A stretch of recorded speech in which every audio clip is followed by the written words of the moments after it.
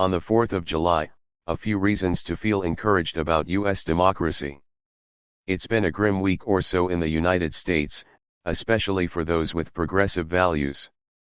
In Baltimore, a deadly mass shooting underscored, again, how desperately gun reform is needed, and, tragically, how unlikely it is to happen. Subscribe our YouTube channel and click our bell icon for new videos. Tragically, how unlikely it is to happen. And in Washington, a spate of Supreme Court rulings undid decades of forward movement. The court's right-wing majority rejected affirmative action in college admissions, favored religion over anti-discrimination laws, and knocked down Joe Biden's plan to forgive student loan debt.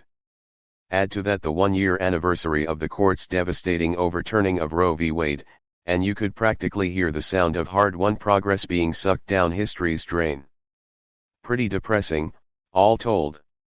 But despite that, there are reasons to feel encouraged about the future of the nation on this, its 247th birthday.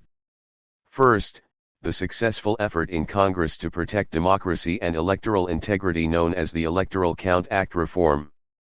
Widely seen as the most important such reform in a generation, it developed in direct response to Donald Trump's efforts to overturn the 2020 election, which came to a violent head in the January 6 insurrection at the U.S. Capitol. Among its many admirable provisions, it prohibits state legislatures from changing how electors can be selected after an election. Then, in one of two positive pieces of Supreme Court news in recent weeks, the court rejected a dangerous effort to allow Subscribe our YouTube channel and click our bell icon for new videos. Electors can be selected after an election. Then, in one of two positive pieces of Supreme Court news in recent weeks, the court rejected a dangerous effort to allow states to ignore their own state constitutions.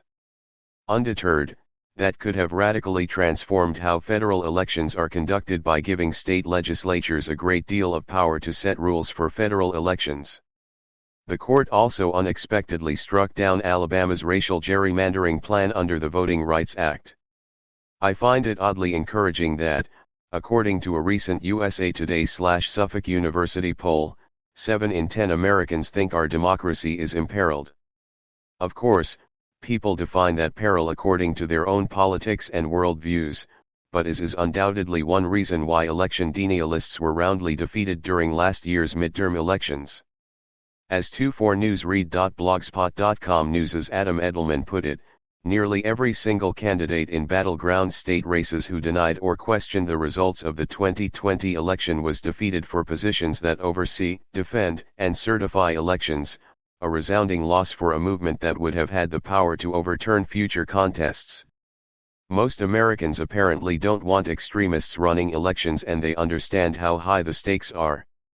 Our democracy is fortifying itself on many levels, Greg Sargent of the Washington Post wrote recently. That happened because citizens and government officials took post-2020 threats seriously. It's a good thing that they did, since, according to one respected organization, the Virginia-based Center for Systemic Peace, the United States in late 2020 no longer could clearly be categorized as a democracy. It had become, for the first time, an anacracy, which shares qualities of both autocracy and democracy. America's rating has more recently improved, putting us back, though not safely, in the democracy zone. In media, the continuing loss of local newspapers, in itself, a serious threat to democracy, has been offset somewhat as innovation-minded journalists and entrepreneurs have stepped into that void. Witness the growth of digital-first news organizations such as VoteBeat and States Newsroom, and collaborative efforts like Spotlight PA or the partnership between the Texas Tribune and ProPublica. A recent big price tag for Fox News, $787.5 million to settle a defamation case brought by Dominion Voting Systems, is another encouraging development.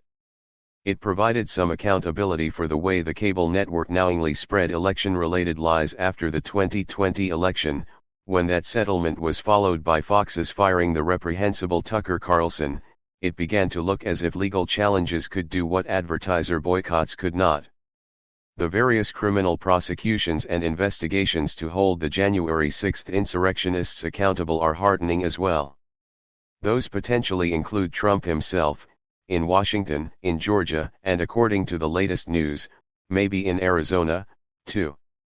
To some degree, the democratic guardrails are holding and the rule of law prevailing. And while this is hard to quantify, I know of many citizens and advocates who are working hard to protect voting, to support the rights of the disenfranchised, to lessen the blows dealt by the recent court rulings, and to sustain local journalism. It's a heavy lift, so we should all lend a hand. Get engaged locally, urged Yale University's Asharang Appa told me recently when I interviewed the former FBI agent for my podcast, American Crisis: Can Journalism Save Democracy? That could mean running for office, signing up to be a poll worker, volunteering at school, participating in the arts. Rangappa wants more Americans to cultivate the habits of democracy. Those habits are developed when people leave their social media echo chambers, get out into their communities, and simply talk to each other. On this 4th of July, let's make sure our ever-fragile democracy endures to celebrate many more birthdays. Can journalism save democracy? That could mean running for office, signing up to be a poll worker, volunteering at school, participating in the arts. Rangappa wants more Americans to cultivate the habits of democracy. Those habits are developed when people leave their social media echo chambers, get out into their communities, and simply talk to each other. On this 4th of July, let's make sure our ever-fragile democracy endures to celebrate many more birthdays. Democracy endures to celebrate many more birthdays. Subscribe our YouTube channel and click our bell icon for new videos.